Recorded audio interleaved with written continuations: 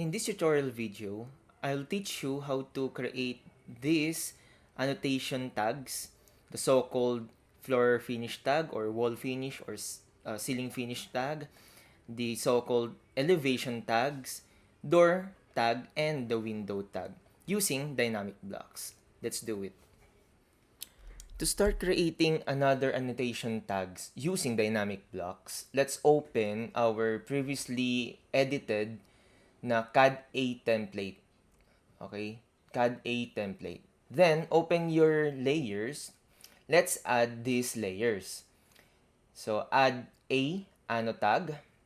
These are the details. You can screenshot this or just pause the video to modify the color, the line type, the line weight of your layer. Also, I added details or layers for the roof. Roof details, roof gutter, and the roof line. Again, with the same color, line type, and line weight, apply that on your template. Now, let's start creating our ang tinatawag na annotations, okay? Or mga tags. Yung mga tags, meron tayong tinatawag na floor tags, meron tayong wall tags, ceiling tags, and other tags to annotate or to specify your floor plan and elevation section drawings. So, for example, our floor tag is made of rectangle logo or symbol. So let's make a rectang. Okay, REC for rectang. Then anywhere on your drawing screen, click lang sa first corner point. Then the dimension should be 900 by 450. Okay. So 900 by 450. Then click anywhere to close the rectang command. So make sure this rectang is a anotag layer. A anotag layer. Then select this rectang. Let's create a block out of it. So B. Then the name should be dyn underscore tag. Okay? Pick point, the base point, at the MTP. So, yung favorite natin, MTP, click the corner, then convert to block, scale uniformly, allow exploding, and check open in block editor. So, pagka-click natin na OK, diretso na siya dun sa block editor. Okay? Habang nasa block editor tayo, punta tayo sa home, then make the A-text A-text your default layer. Then type attribute or att-def. Pamalagyan natin to ng attribute sa loob. So the tag should be ff-01. The prompt, lagyan lang natin dito, enter annotation tag here.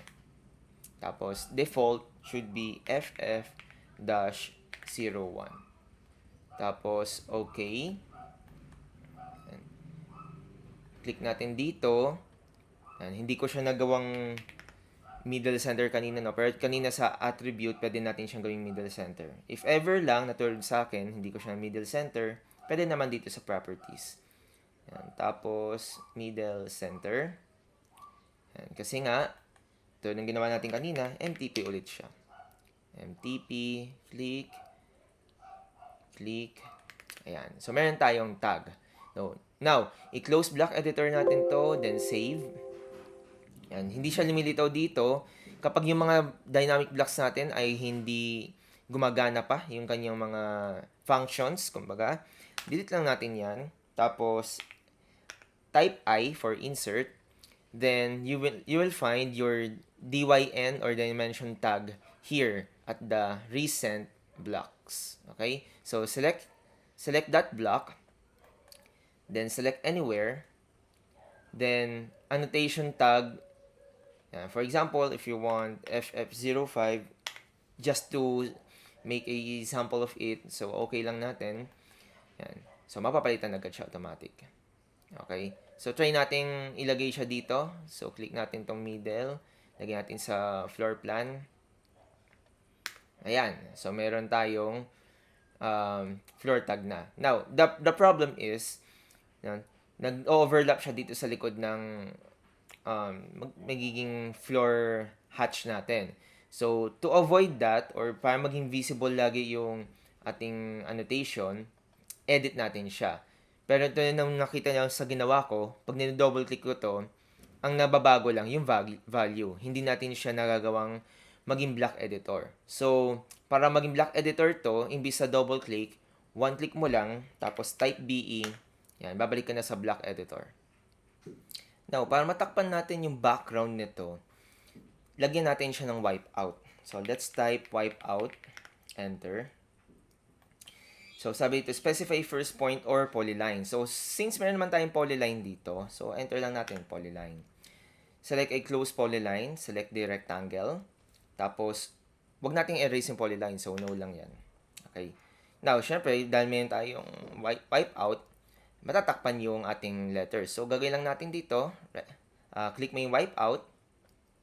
Palitan mo natin siya ng layer, no? Let's make it ano tag layer. Tapos, right-click, draw order, send to back. Ayan. Tapos, close block editor, save changes. Ayan. So, yan. Matatakpan na yung likod niya, no? Ayan. So, kahit nasaan part siya ng tag, ayan, matatakpan na niya lagi yung likod niya. Okay? So, pwede natin niyang gawin yung object ay pwede mong i-conform sa kung ano yung object natin doon sa base natin na floor plan. So, for example, ito yung floor plan na ginamit ninyo. Tapos, ang ginamit sa inyong building tech is ganito ang shape. Ayan. For example, ganyan. Hexagon. So, gawa kayo ng hexagon. Pero, make sure na ang sukat pa din niya ay 450 by 900. Ano ba purpose ng 450? Para kasya yung 250 na font size na ginagamit natin sa textile. Yan. So, 900 naman, para kasya naman siya sa any floor plan, no? So, visible pa din siya kahit hindi mo na siyang i-scale up or scale down. So, 1:1 na scale, okay pa din siya. Okay? So, readable pa din yan. Okay. Isa sa mga tinitinan din natin kapag nagbabasa ng plano is yung tinatawag na elevation tag. Yan, elevation tag. So, ang itsura ng elevation tag is ganito. Ayan. So, yung may ganitong symbol, elevation symbol, tapos may EL, tapos may plus minus, 0.20. So, 0.20 meter yung kanyang angat from the natural grade line. So, kailangan din kasi yan sa isang floor plan. So, paano natin yan i-apply? So, gawa ulit tayo ng tag.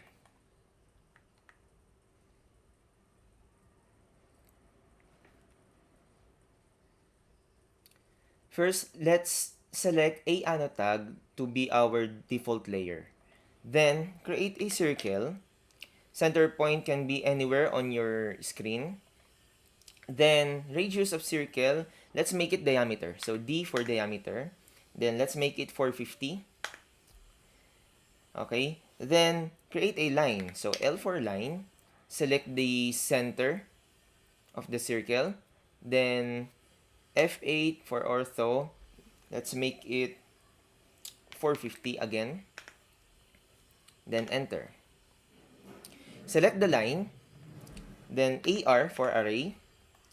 PO for polar. Select this center as your base point.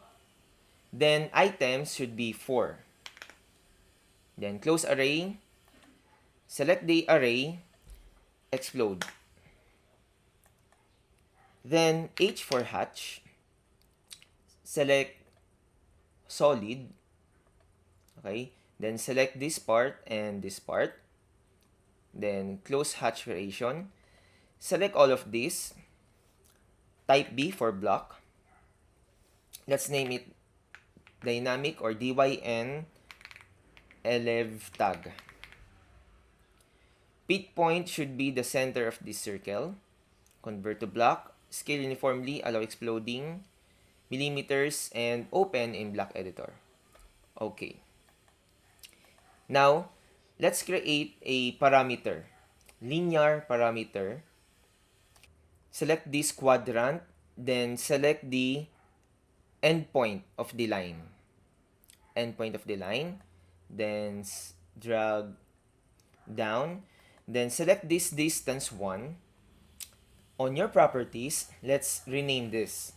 Let's name this elevation tag line extension.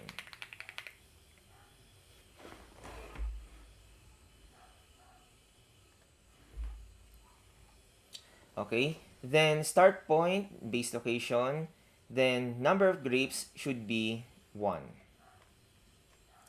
Then on action, select stretch action, select your parameter, select this point as your parameter point. Then stretch frame. Stretch frame should be on this part only. Select object, select only this line. Enter.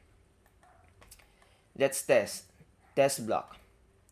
On your test block, you can check out if the stretch command or stretch parameter and action is functioning.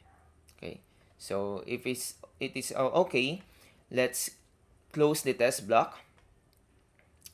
Then let's continue by applying attribute. So ATT for attribute. For tag, let's name it elevation tag tagline. Prompt, enter elevation tag. Default, type EL dot space %P 0.20 meter. If you remember, %P is equal to symbol of plus or minus. Okay? Then, justification, let's make it bottom left. Bottom left. Then, CAD ADIM, it's okay for textile. Then, okay. Okay, this tag may not contain spaces. So, let's make the spaces here as dash. Yan. So, it's supposed to be okay na dapat yan. So, okay. Yan. Then, click the quadrant of this right corner of your column. Okay. Select ko again. Select here. Select ko dito. Ayan. Then, habang nandito, pwede natin siyang i-click ulit. Tapos, paangat. Make sure naka-activate ang ortho ninyo. Let's type 50. Then, click again. Pakanan naman, 50. So, pag tinest natin yan, test block, yun ang itsura niya. Tapos pag-apply natin siya, adjust lang ninyo, depende sa kung ano yung haba na magiging tagline ninyo. Okay? Then, close test block. Since okay na sa akin yan, close block editor, save. Then, from your insert, click your dynamic elevation tag, apply natin siya dito. Yan. So, ang papalitan mo lang dito is yung 0.20. For example, 0.5 siya. Okay. Ayun may itsura niya. Next is creating door tag and window tag. So, una muna, make sure na sa inyong style, meron kayong 200 saka 250 na aerial narrow. Mostly ito gagamitin natin. 250 aerial narrow, make sure na ang kanyang height ay nasa 250 din. Yung kanyang height. Para, yun ang pipiliin natin sa pag-create nitong letter nito, letter D. Yan, aerial narrow siya. 250 aerial narrow. Tapos, ang sukat ng ating circle is diameter 750. Tapos, may line dito sa kanyang middle. Lahat yan, ang kanyang layer is A anotag. Pag meron na kayo nito, yung attribute din natin gagawin sa block. So, paki-select to lahat. Then, B for block. Let's name it dynamic or dyn, dyn, door tag. Base point to middle. Convert to black. Scale uniformly. Allow exploding, millimeters. Then open in block editor. Okay. Okay, tapos attribute, att. Ang tag natin dito is, lagay natin door tag. Tapos dito sa prompt, enter door number here. Tapos default, lagay lang natin 01. Okay, justification, middle center, as always. 250 Arial narrow, text style. Then, okay na natin. Nga pala, walang spaces nga pala dito. Okay, door dash tag, lagay natin. Door dash tag. Tapos okay. Select muna natin dito. Tapos, select nyo yung grip. Then, dun tayo mag-MTP. MTP, middle, and quadrant. Yan. Make sure itong door tag ay naka ano tag din siya. Okay, sa block editor tab, test block natin siya. Ayan, so dapat ganyan na magiging itsura niya. Okay, so close test block, close block editor, save changes. Ayan. So pag ni-reload natin to, pag kinlik ko dito, for example, door 20 na siya, 25, lagay natin. Ayan, dapat gagana yan. Delete ko na to. So, saan lalagay yan? Ilalagay natin yan near the doors. Kung kasya dito sa loob, ayan, mas okay. Pasok yan. Kung 1 meter yung door. Okay? Tapos lastly, para naman sa mga windows natin. Sa windows naman natin, same din naman. Pero hexagon naman ang kanyang itsura. Okay, so gawa tayo ng hexagon.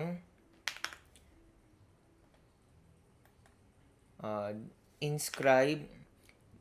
Okay, tapos F8 tayo. Ayan, F8 as pakanan. Ang radius naman niya ay 325 again. Kasukat niya yung sa door. 325. Ayan. Tapos, lagyan natin ng line. Tapos, dito tayo sa middle. Tapos, lagyan natin ng text. Type lang natin W. Ayan. W. Make sure na siya ay naka-justify na middle center. Click here, MTP. Click here, and click here. Parehong midpoint. Tapos, habang meron tayong ganyan, select all, then block, dyn underscore window tab. Pick point, center again. Convert to block, check, millimeter, check, okay. Attribute again. Sa tag naman, lagay natin window dash tag. Prompt, enter window number here. Tapos default, lagay natin 01 again. Justification, middle center, 250 Arial narrow. Okay. Click muna natin dito.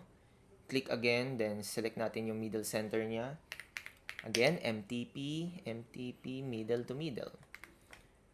Test block, dapat gagana siya. Ayan. Close block editor. Close test block, I mean. Paki-select mo na ito. Make sure na siya ay naka ano tag. Close block editor, save. Again, dapat gagana na siya. For example, naman ay 32. Kunyari lang. Para matesting natin kung kasya siya. Ayan, so kasya naman siya sa loob. Delete ko na to. Nilalagay naman ito near the window. Kung anong type of window siya dyan. Ayan. Diba? So, nagiging mas detailed na tayo. Now, para naman sa pangalan ng room, usually, mtext lang yan. So, hindi na tayo gagawa ng dynamic block para dyan. So, mtext lang, empty. Make sure pala natin na tayo naka A-text, A-text. Select ko dito. For example, ito ay bedroom. Bedroom 1. Okay? Tapos, ang gusto kong area niya is 300. Ayan. 300 dapat yan. Kasi main ano siya eh. Main label. Okay? So, dapat ito ay 300. Close block editor, ganyan. Now, para hindi siya natatakpan ng hatch natin sa likod, meron tayong option dito sa baba, no? May makikita kayo dyan sa properties palette na background mask. Background mask. Nakalagay dito no. So, gawin natin, palitan na natin yung kanyang option, use background mask. Then, check use drawing background color. Use drawing background color para matatakpan niya kung ano man yung nasa likod ng object na ito. For example, ito yung floor tiles, hindi makikita. So, okay natin yan. Matatakpan na siya ngayon. So, pag tiyatapat natin sa bedroom 1, meron tayong imaginary na box dyan. Igitna ko lang to, no? Gawin natin justify middle center. Ayan. Okay? So, let's check kung ano itsura niya kapag pinrint natin siya. So, punta ako sa 20 by 30. Control P. Preview. Ayan. So, ito itsura. Ayan. Okay? So, tinatakpan niya yung nasa likod. Kasi use background color tayo. Okay? Tapos ito yung mga ginawa natin kanina na mga tags. Okay? So, ito yung gusto natin na mangyari. Lastly, is ituro natin yung possibility pa sa pag-edit ng grid. So, for example, naglagay tayo ng grid, no? Yan. Itong grid na ito ay dynamic grid na siya. So, pagka inusog ko siya dito, yan. Okay. Kasi meron tayong mga grids for vertical saka horizontal. So, ikakopy ko ito. CO for copy. Tapos, i-rotate ko siya. F8. Yan. See, kapag ka-rotate natin siya, anong nangyayari? Pati yung text, naka-rotation din. Okay? Meron naman tayong rotation dito sa miscellaneous. Yan. Pero pagka zinero natin siya, babalik lang siya sa presto ng isa kanina. Nagdodoble lang, di ba? So, balik ko lang sa kanina. So, paano yung solution dito? So, select natin yung grid. Then, BE for block edit. Okay? Dagdag tayo dito ng parameter. So, parameter, then click rotation. Rotation parameter. Tapos, specify base point. Ang base point natin dapat ay itong center ng circle. Okay? Tapos, radius sa parameter. Yan, hanggang dito sa baba. Yan, yung pinaka-quadrant natin sa baba. Okay. Tapos, default rotation angle, 0 lang. Okay na yan. So, meron tayong parameter. Next naman ay kailangan natin ng action. So, action, tapos rotate action. Select parameter, select natin yung angle 1 na ito. Tapos, select object. So, lahat itong bilog sa yung number. Okay? Or yung attribute to, diba? Ayan. Huwag mong isasama yung line sa baba. So, ito lang yung iikot, kumbaga. Okay, tapos enter natin pag tama naman ang napili natin. Palitan lang natin pangalan tong angle 1. Gawin lang natin grid bubble rotation. Grid bubble rotation. Okay, tapos test block natin.